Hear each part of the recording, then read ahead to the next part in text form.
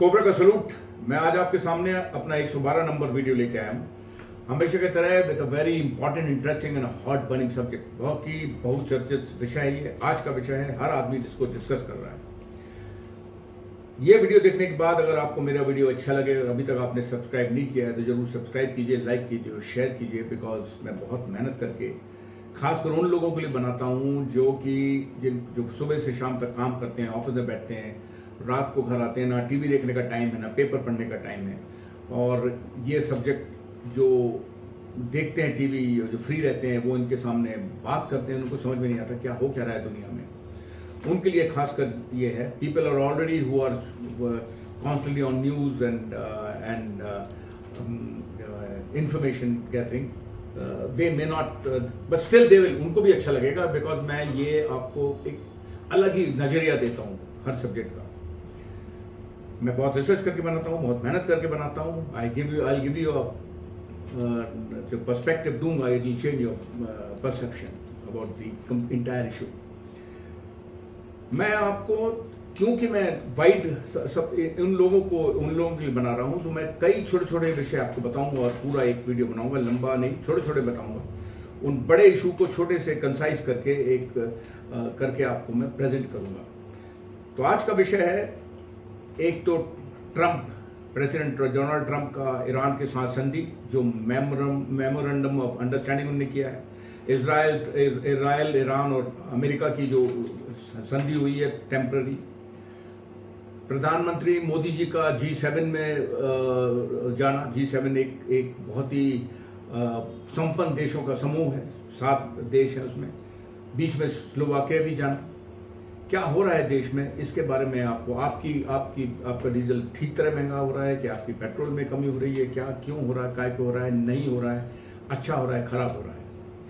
तो सबसे पहले बात करते हैं 15 से 17 तारीख तक प्रधानमंत्री मोदी जी फ्रांस में विवेन करके एक जगह है, वहाँ G7 के समिट में गए थे।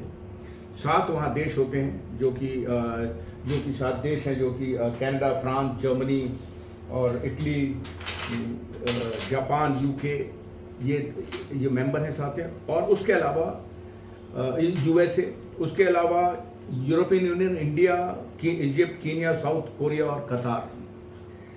ये 7 जो देश हैं, जो बहुत संपन्न देश हैं, इनके पास बहुत पैसा है, इनके पास बहुत तरक्की है, इनके पास टेक्नोलॉजी है। तो ये इनके साथ मोदी जी को स्पेशल इनवाइट किया जाता है हमेशा। मोदी जी इस ग्रुप के मेंबर नहीं हैं, ये मेंबर हैं, इनके पास पैसा है, इनके पास तकनीक है, they are ready to deploy their money, अपना पैसा आपके देश में लगा सकते हैं अगर आपका देश ठीक स्टेबल मानते हैं, गवर्नमेंट वहाँ ठीक चलती है, लोग वहाँ के लोग तरक्की चाहते हैं, फिर उसी समय आपके पास पैसा लगाएंगे। तो मोदी जी को और मोदी जी के हिंदुस्तान को वो ऐसा ही समझते हैं। मोदी जी की गवर्नमेंट ने बिल्कुल तरक्की से 12 साल अपने कंप्लीट किए हैं इस साल, और वो ये तगमा लेके वो वहाँ उनको इनवाइट किया था, बहुत उम्मीदों से इनवाइट किया था, और मोदी जी अपनी उम्मीदों पे खरे उतरे। मोदी जी ने फ्रांस से मिले, साउथ कोरिया, पूरा साउथ चाइना सी में फ़ायदा देगा अगर साउथ कोरिया से आपकी दोस्ती है। कीनिया से आपकी दोस्ती है तो आप साउथ अफ्रीका में, पूरे अफ्रीका में आप अपना अस्तित्व बढ़ा सकते हो। USA एक देश का बहुत आधुनिक देश है, उसके साथ आपकी ट्रेड डील चल रही है, बहुत मिलना जरूरी था। ट्रंप को मोदी से मिलना जरूरी था कि मोदी से उनसे जानना चाहता था कि एक समझदार लीडर है दुनिया में जो कि इजराइल ईरान इस वॉर के बारे में बता सकता है। फ्रांस बहुत अच्छा दोस्त है मोदी जी का, इटली बहुत अच्छी दोस्त है, जापान बहुत अच्छे दोस्त हैं, और कतार उसमें आया था। कतार बहुत ज़्यादा पैसा लगाना चाहता है इंडिया में, उसके बाद बहुत पैसा है। इनके साथ बैठ के मोदी जी ने 13 बहुत महत्वपूर्ण अग्रीमेंट फ्रांस के साथ साइन करे, जिसमें एक बड़ा क्रिटिकल मिनरल लिथियम, कोबाल्ट और रेयर अर्थ का जो उन्होंने अग्रीमेंट साइन किया है। ये पूरे यूरोपियन देश और पूरी दुनिया चाइना को अलग करना चाहते हैं इससे। मोदी जी को सहयोग देना चाहते हैं, पैसा देना चाहते हैं कि ये इन क्रिटिकल मिनरल की वो माइनिंग करे। रेयर अर्थ बहुत काफ़ी तादाद में है इंडिया में। तो ये सब चीज़ें इलेक्ट्रॉनिक व्हीकल में, इलेक्ट्रॉनिक इक्विपमेंट में काम आती हैं। मोदी जी को उसमें उन्हें सहयोग देना है। डीप स्पेस टेक्नोलॉजी में मोदी जी बहुत आगे हैं। ये उनके साथ संधि चाहते हैं। ये G7 देश हमारे रॉकेट हम दुनिया के रॉकेट यहाँ से भेजते हैं। हमारी टेक्नोलॉजी बहुत ही एडवांस्ड है। हमारा डिजिटल नेटवर्क बहुत स्मार्ट है, बहुत एडवांस्ड है। डिजिटल जो टेक्नोलॉजी है, हम कहीं भी दुनिया में ऐसा नहीं है कि बटन दबाओ मोबाइल में, आप QR कोड को, कोई जाली को, मकड़ी के जाले को आप फिर वो फोकस करो और पैसा भेज दो। ये कहीं नहीं होता। पूरी दुनिया इसको जानना चाहती है। आधार कार्ड ये सब जानना चाहती है। मोदी से इसकी अंडरस्टैंडिंग हुई है। वो बहुत पैसा लगाएंगे मोदी जी के इधर, और उनके साथ इसके अलावा 13 और संधियाँ हुई हैं जो कि बहुत फ़ायदे की है। इस दौरान ट्रंप के साथ मोदी जी ने एक बहुत ही इतने मोदी जी को ऐसे प्लेटफॉर्म में रखे ट्रंप ने मीटिंग करी थी पूरे उस विश्व के सामने। मोदी जी को एक दुनिया का सबसे बेहतरीन, बहुत सबसे होशियार लीडर उन्हें मतलब माना है ट्रंप ने। मोदी जी उनने जो अभी उनके साथ ट्रेड डील साइन होने वाली है जो कि कायापलट कर देगी पूरे हमारे बिजनेस का, वो डील साइन होने वाली है, अभी जल्दी होगी। मोदी जी को रशिया से ऑयल लेने की कोई रोक टोक नहीं है।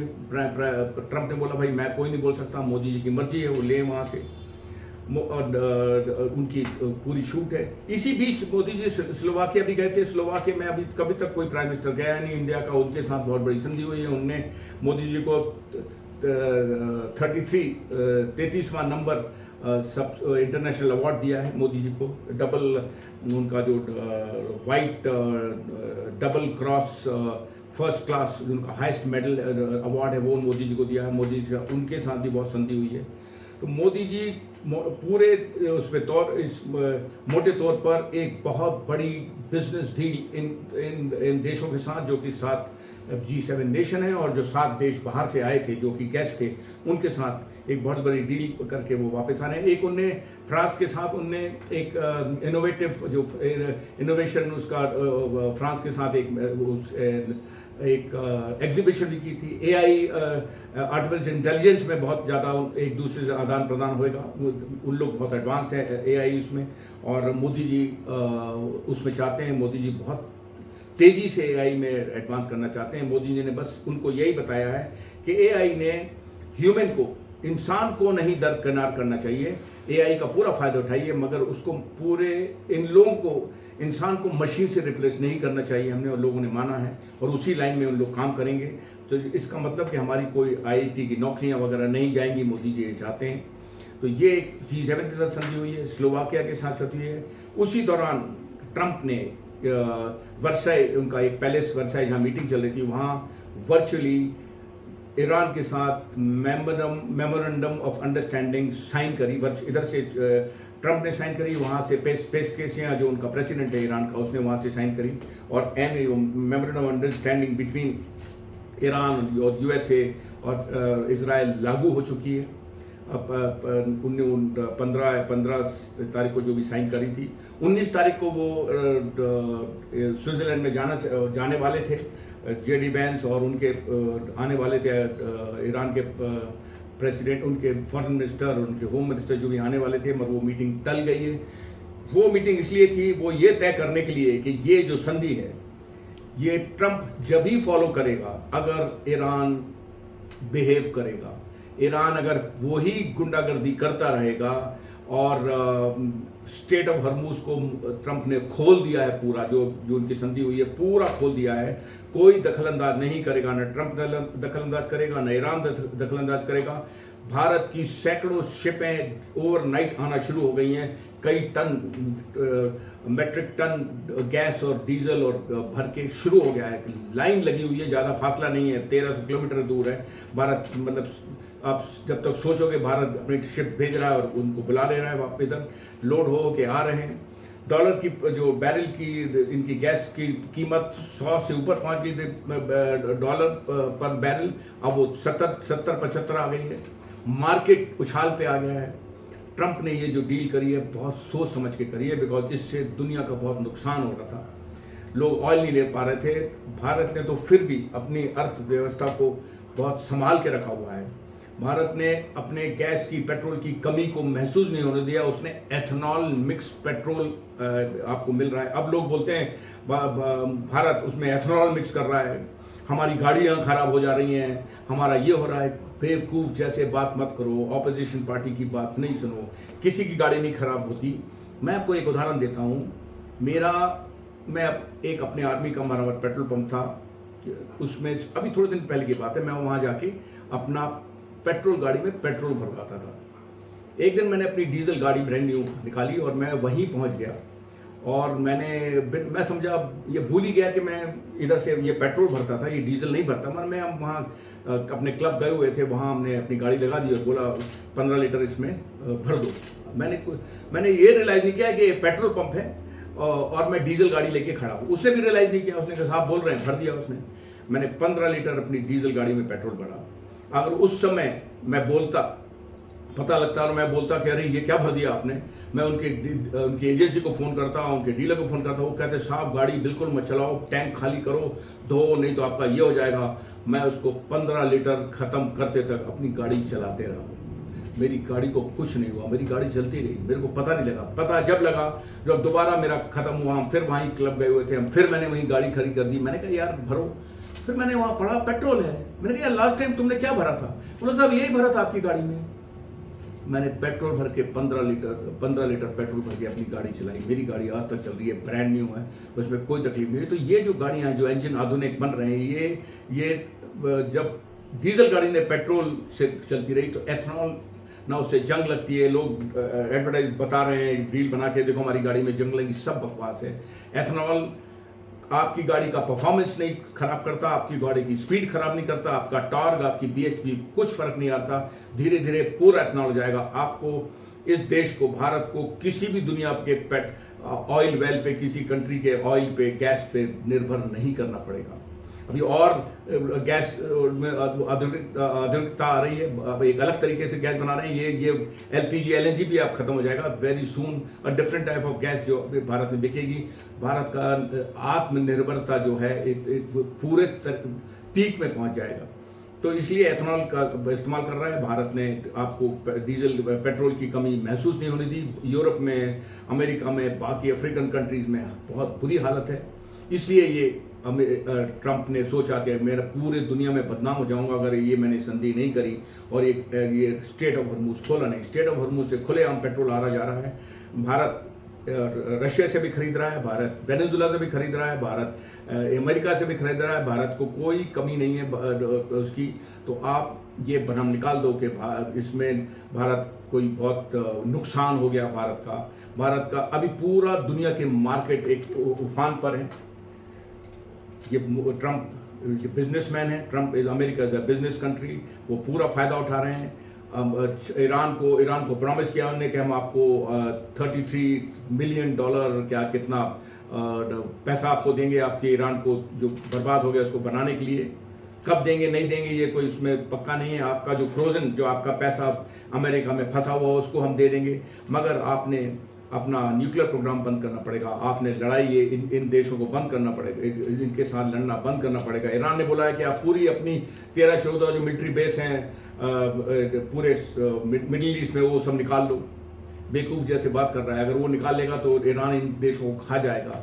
इजराइल ने लेबनान पे हमला नहीं करना चाहिए। ये मेमोरेंडम ऑफ अंडरस्टैंडिंग जो आप सुबह उठ रहे आपने देखा कि ट्रंप ने ऐसा कोई डील कर दी है। आपको सरप्राइज है, दुनिया को सरप्राइज है कि ये कितने दिन चलेगी, कितने दिन नहीं चलेगी। मगर ये जब तक चलेगी, जब तक ट्रंप बहुत पैसा ना कमा ले। अभी बिजनेस उसका स्टार्ट है, उसके मार्केट अप पे है, दुनिया अपना पेट्रोल भर रही है। लोग अब दूसरे विकल्प ढूंढ रहे हैं कि ये फिर इनकी तरह लड़ाई होगी तो क्या होएगा। भारत ने विकल्प ढूंढ लिया है।